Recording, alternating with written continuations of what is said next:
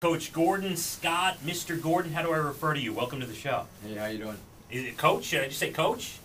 Coach will work. I'm a little nervous. I mean, the New York Islanders head coach is about 3 feet from me, right across. You look like you want to jump here and start a brawl. You are, I'll tell you, you're getting a reputation already as a hands-on, tough-nosed guy. I want to talk about, this article from Newsday from yesterday, which was really good. Nice stuff it said here about you. But first, the big thing, we have announced that the Islander games this year will be right here, the new home at WMJC 94.3 FM, and we're very proud to be partnered with you guys. That's great for obviously our fans to be able to have a radio station that they can hear the games on, and if it worked out, it'd be great if we could get up to Massachusetts so my mother could hear.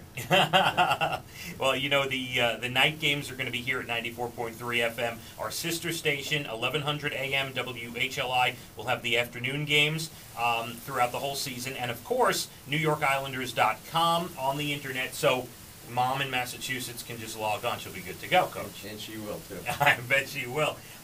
Little bit of your history, as I was referring to this article from yesterday in Newsday, talks about how you are just out there with the whistle, the chalkboard, you're writing stuff down. If a play doesn't go right, you got everybody over at the board. I mean, you learned this a long time ago, I'm sure. This comes from all your years of coaching all the different leagues, right?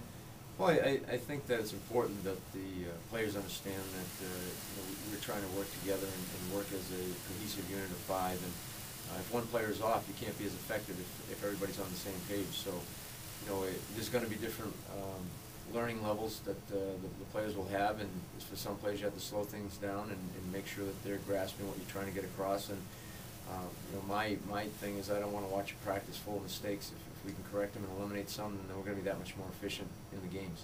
And how are they looking so far? I know this is like a rookie mini camp kind of early thing you got going on here. Are you happy with what's going on the ice just these couple of days here?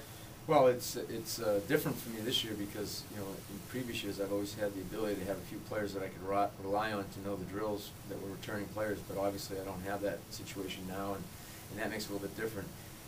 As I told the guys before we got on the ice, I expected a lot of mistakes. I expected bad passing and maybe receiving and passing was going to be a little bit off, but the biggest thing that I wanted to take away from the practice was the effort and their ability to get up and down the ice and to try to accelerate more without the puck.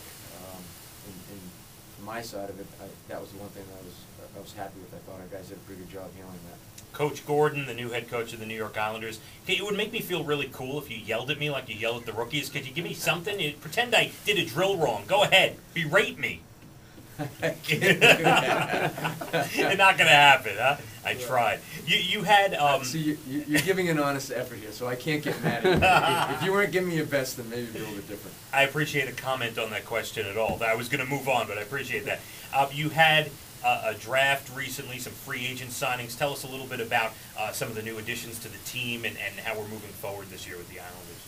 Well, obviously a big player for us will be Kyle Oposo. He's a guy that came in late at the end of last year, and big things are expected from him. But we do have to understand that he is a young player, and it's going to probably take some time for him to get a comfort level where he's one of the guys. But I think the biggest thing is with our young players that are coming back this year, a lot of them had some good experience last year. They've gotten their feet wet at the NHL level, and I talked about Jeff Tambellini. We have obviously Bruno Gervais and Chris Campoli, who are young players who have been here for a couple of years. What about the history of the Islanders? You could be a head coach at a lot of different teams. Not many teams have the history of 4 in a row and the early '80s and the fan base here on Long Island. Did anyone sit down with you and talk to you about that during the interview process and when you took the job? Well, a little bit of that, but mostly just being out and meeting people throughout the last month it's been really impressive, the passion that's here for the team. And I've had an opportunity to meet a lot of the old Islanders that played in those teams, and they all have a certain characteristic that is unique. You just see that they all still get along, they all talk the same way, and I think that obviously they were a tight-knit group back in those days, and they still are. And that's the type of thing that when you win a championship, you're friends for life, and that's certainly the case here. Coach Gordon, the New York Islanders here. Of course, NewYorkIslanders.com. You can listen via the internet, buy ticket packages. But, of course, 94.3 FM, our very own WMJC, going to be broadcasting the games this season. And the afternoon games will be on our sister station, 1100 AM WHLI. So I read up a little bit about you, and I know that your college was big, Boston College, big on hockey, that whole area. You had some great times, with the Frozen Four and getting to that championship level. You're trying to instill some of that into some of these young players here on the team? Well, the biggest thing for our team to be successful is to want to play for each other. And we can be the greatest coaches in the world, and in some instances you can be the worst coach in the world. But if the players can find a way to play for each other, have that accountability within the room, it's just going to make the team that much stronger. And that's something that we'll strive from day one to get those players to want to play for each other, and making sure that when our message gets a little stale, that they'll have a support system in place that will help us and also help them.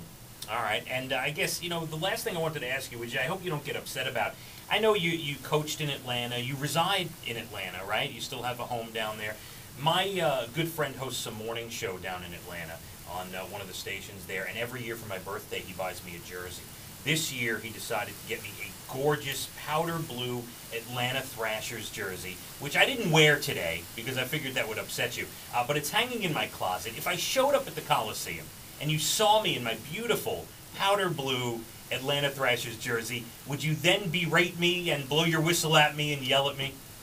I think we might have to maybe tap Mitch Fritz, who's 6'9", on the shoulder and have him go have a discussion with you. I like that. That's a good way to end this. Scott Gordon, our head coach of the New York Islanders, better yet, your head coach of the New York Islanders, and ready to put the pedal to the metal. The games on 94.3 WMJC, the night games, all of them. The afternoon games on 1100 WHLI, our sister station. NewYorkIslanders.com on the internet, and ticket plans. Great ticket plans up there. We wish you really, really good luck. You look like you got everything under control, and have a great season. Well, thanks. I appreciate it.